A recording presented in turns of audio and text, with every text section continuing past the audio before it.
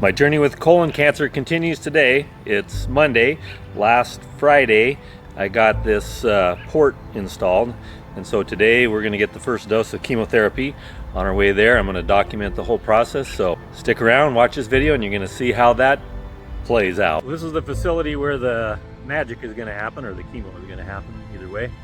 About to go in, a little bit of anxiety, but not too bad. So let's go see what happens. Okay, so we're getting blood work first before the chemo starts, and so typically we do blood work to make sure your levels are okay, to give treatment. So we'll do the blood work, we'll send that over to the hospital. While that's being ran, takes about 45 minutes to an hour. You'll get signed in upstairs. Once the blood work comes back, then they'll get you started on your treatment. Cool. Okay, let's get started.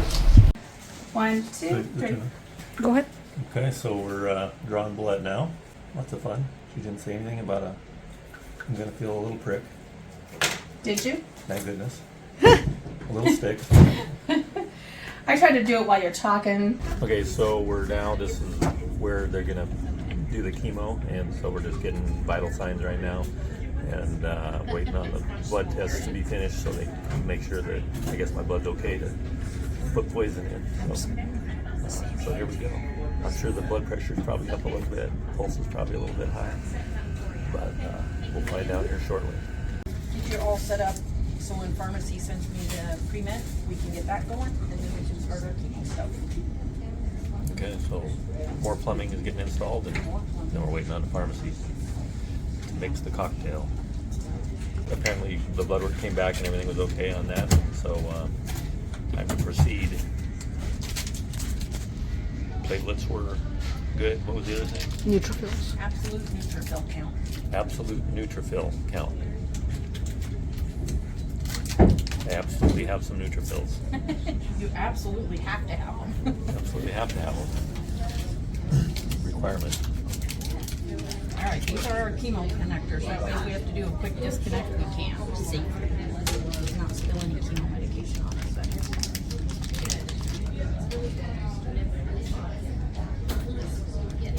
It's kind of like the valve at the gas station when you drive off and leave the filler in your tank. Disconnect, the gas shuts off. All right, so it's going. Your pre-med is going. It's actually, this is dextrose, so you got to wait for the pre-med to get down there a little bit. But Okay, it is set up for pump in. first round of something going in. Yep. I don't feel anything happening right now, and I guess I don't anticipate feeling anything happening with this.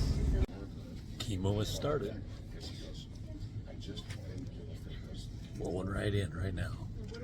You can see I still am taped up, and I still got a tube coming off me, and there's a there's a pack, and in this pack is a pump, and this pump is delivering. So there's another IV bag inside that fanny pack there, and that's going to pump for the next 48 hours apparently, and continue to pump that medication, the last one, the Floflox, the one that's the most important for colon cancer apparently, is going in additionally. They put a big injection of it right at the last that I didn't get to record, but basically they let 2 medications flow in for a couple of hours, and then the last one was just a big injection all at once, and then they disconnected me from that, hooked me up to this, and off to the races I go. Just to sum up kind of my experience with all this is that I didn't feel a damn thing. I mean, the only thing that I felt was the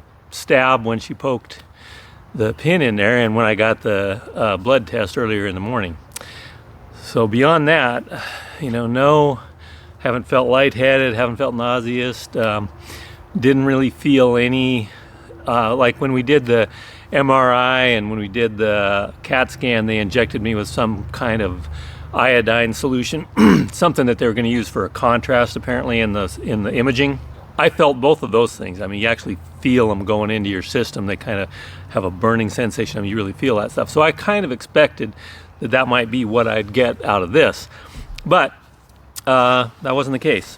I do have medications to combat nausea, and there's some corticosteroids, basically cortisone, and there's some cortisone that can help if I have inflammation. But the routine is now going to be this. This is going to be all the medicine I get after this 48 hours is up for another 2 weeks. For basically, it's on Monday today. It's going to swing around to not next Monday, but the Monday after that, and we do this all again. So I won't record every single one of them unless something develops that is that changes how I feel or what's happening with me. I'm going to have a cigar and sit back and relax and see what happens. Again, going to try and keep my food consumption up, keep my calories up. I'm not really supposed to do any weightlifting for a total of 10 days from when I had the surgery on this, so that's going to put me out to like Monday next week before I can work out. So I'll just be kind of laying back from that, which I'm not too happy about, but it's the way it goes. And you might be asking yourself, what's a cancer victim doing smoking a cigar? Well, this is this isn't something I've done all my life. I started having cigars probably 2 years ago, and I just occasionally have them, and I don't inhale them. It's just kind of a entertainment thing. So probably not the greatest thing in the world to do, but I don't think it's bad enough to quit doing it. So I'm going to continue to enjoy it. So just in closing this one up, I'd like to say that I think the worst part up to this point has been the not knowing what's going to happen next and how it's going to feel and how it's going to impact you. And I said it before in a previous video, all of this has an impact on the people you know. So if you're going through this, be aware, I guess, that everybody around you is worried about your health. They don't know what to say necessarily, and and hell, I don't know what to tell them. You know, maybe one thing I can add is when you do talk to somebody about it, if you have a friend that's come down with cancer or somebody in your life that's come down with cancer, when you do talk about it, I mean, it's really not beneficial, I don't think, to have a pity party. And people, the cancer, we'll call them victim, the person who has the cancer in the first place, we're all wired a little bit to complain about everything that's wrong. My bunion hurts, my back hurts, the weather's crappy, my boss sucks, all that kind of stuff. So all of that stuff kind of plays into just a general negative atmosphere, and I don't think there's any benefit in, when you're trying to get better, trying to get healthy, to spending any time in negativity. The whole thing about cancer and basically every disease is something went wrong. Something went wrong. You know, your body has this amazing ability to take care of itself, and when it's not taking care of itself, when you're sick, it's because something went wrong. Maybe it's a matter of just, everything getting out of whack. Your chemistry in your body because of what you're eating, your energy of your body because of how you're thinking and how you're behaving.